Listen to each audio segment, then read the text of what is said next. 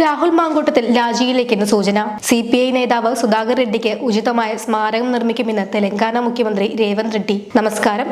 ഈ മണിക്കൂറിലെ ഏറ്റവും പ്രധാനപ്പെട്ട 10 വാർത്തകളുമായി ജനയുഗം ഓൺലൈൻ മോജോ ന്യൂസിലേക്ക് സ്വാഗതം.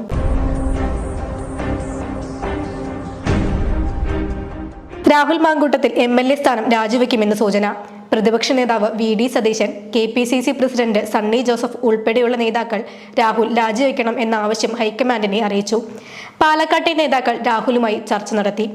രാഹുൽ ഉടനെ പാലക്കാട്ടേക്ക് ഇല്ലെന്നാണ് ലഭിക്കുന്ന വിവരം. MLA സ്ഥാനം രാജിവെക്കണമെന്ന ആവശ്യം നിരാകരിക്കാനും തന്റെ ഭാഗം വ്യക്തമാക്കാനും രാഹുൽ ഇന്നലെ വാർത്താ സമ്മേളനം വിളിച്ചെങ്കിലും നേതാക്കൾ ഇടപെട്ട് അത് വിലക്കിയിരുന്നു. CPI നേതാവ് സുധാകർ റെഡ്ഡിയുടെ പേര് ചരിത്രത്തിൽ നിലനിൽക്കുമെന്നും അദ്ദേഹത്തിന് ഉചിതമായ സ്മാരകം നിർമ്മിക്കുമെന്നും തെലങ്കാന മുഖ്യമന്ത്രി രേവന്ത് റെഡ്ഡി പറഞ്ഞു. ഹൈദരാബാദിലെ CPI സംസ്ഥാന കൗൺസിൽ ഓഫീസായ മഖ്ദൂം ഭവനിൽ ആദരാഞ്ജലികൾ അർപ്പിച്ച ശേഷം സംസാരിക്കുകയായിരുന്നു രേവന്ത് റെഡ്ഡി. ജനകീയ വിഷയങ്ങളിൽ സുധാകർ റെഡ്ഡി വിട്ടുവീഴ്ചയില്ലാതെ സമരങ്ങൾ നയിച്ചു.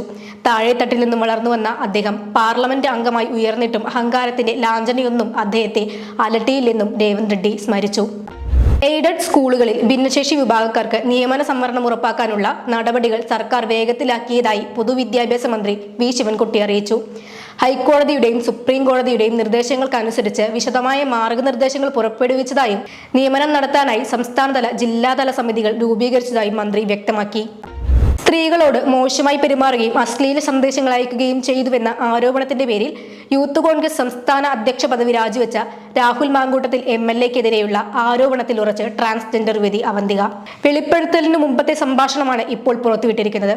മുമ്പ് രാഹുൽ മോശമായി പെരുമാറിയപ്പോൾ ജീവന് ഭീഷണി ഉണ്ടായിരുന്നുവെന്നും അവർ വെളിപ്പെടുത്തി. 2016 മുതൽ വോട്ട് മോഷണം എന്ന ഗുരുതര പ്രശ്നം താൻ ഉയർത്തിക്കൊണ്ടുവരികയാണെന്ന് മഹാരാഷ്ട്ര നവനിർമ്മാൺ സേന നേതാവ് രാജ് താക്കറെ. കോൺഗ്രസ് നേതാവ് രാഹുൽ ഗാന്ധിയും BJP നേതാവ് അനുരാഗ് താക്കൂറും ഇപ്പോൾ വോട്ട് മോഷണ വിഷയവുമായി രംഗത്ത് വന്ന സാഹചര്യത്തിൽ തെരഞ്ഞെടുപ്പ് കമ്മീഷൻ അതിനെക്കുറിച്ച് ഗൗരവമായി അന്വേഷിക്കണമെന്നും രാജ് താക്കറെ ആവശ്യപ്പെട്ടു.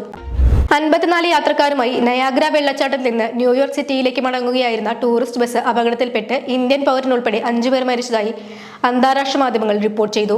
ബീഹാറിൽ നിന്നുള്ള ശങ്കർ കുമാർ ദാ ആണ് മരിച്ച ഇന്ത്യൻ പൗരൻ. സർവകലാശാലകളിലെ സ്ഥിരം VC നിയമനത്തിനായി തുടർ നടപടികൾ വേഗത്തിലാക്കി സർക്കാർ. സാങ്കേതിക ഡിജിറ്റൽ സർവകലാശാലകളിൽ VC നിയമനത്തിനായുള്ള വിജ്ഞാപനം സർക്കാർ പുറത്തിറക്കി. സുപ്രീം കോടതി നിർദ്ദേശപ്രകാരമാണ് നടപടി ഉണ്ടായിരിക്കുന്നത്. ബഹിരാകാശ രംഗത്ത് ഇന്ത്യ ശ്രദ്ധേയമായ പുരോഗതി കൈവരിച്ചതായി പ്രധാനമന്ത്രി നരേന്ദ്രമോദി. വൈകാതെ ഗഗൻയാൻ ദൗത്യം നടപ്പാക്കുമെന്നും വരും വർഷങ്ങളിൽ ഇന്ത്യ സ്വന്തമായി ബഹിരാകാശ നിലയം സ്ഥാപിക്കുമെന്നും പ്രധാനമന്ത്രി പറഞ്ഞു. രാഹുൽ മാങ്കൂട്ടത്തിനെതിരെയുള്ള വിവാദങ്ങൾ ശക്തമാകുന്നതിനിടെ മാധ്യമങ്ങളോട് പ്രതികരിച്ച് KPCC അധ്യക്ഷൻ സണ്ണി ജോസഫ്. അഭ്യൂഹങ്ങൾക്ക് യാതൊരു അടിസ്ഥാനവുമില്ല. മുതിർന്ന നേതാക്കളുമായി ചർച്ച നടത്തുകയാണ്. ഉചിതമായ തീരുമാനങ്ങൾ ഉചിതമായ സമയത്ത് അറിയിക്കുമെന്നും സണ്ണി ജോസഫ് മാധ്യമങ്ങളോട് പറഞ്ഞു. ഗാസയിൽ ഇസ്രയേൽ വെടിവെപ്പുകളിലും ബോംബിങ്ങിലും 4 കുട്ടികളടക്കം 37 പലസ്തീൻകാർ കൊല്ലപ്പെട്ടു. ഖാൻ യൂനിസിൽ താൽക്കാലിക കൂടാരങ്ങളിൽ കഴിയുന്നവരും ഭക്ഷണം തേടിയെത്തിയവരുമാണ് കൊല്ലപ്പെട്ടത്.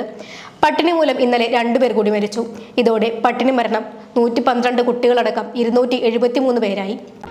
ജനയുഗം ഓൺലൈൻ മോജോ ന്യൂസിലൂടെ വീണ്ടും കാണാം. കൂടുതൽ വാർത്തകൾക്കും വീഡിയോകൾക്കുമായി ജനയുഗത്തിന്റെ വെബ്സൈറ്റ്, YouTube ചാനലുകൾ സന്ദർശിക്കുക.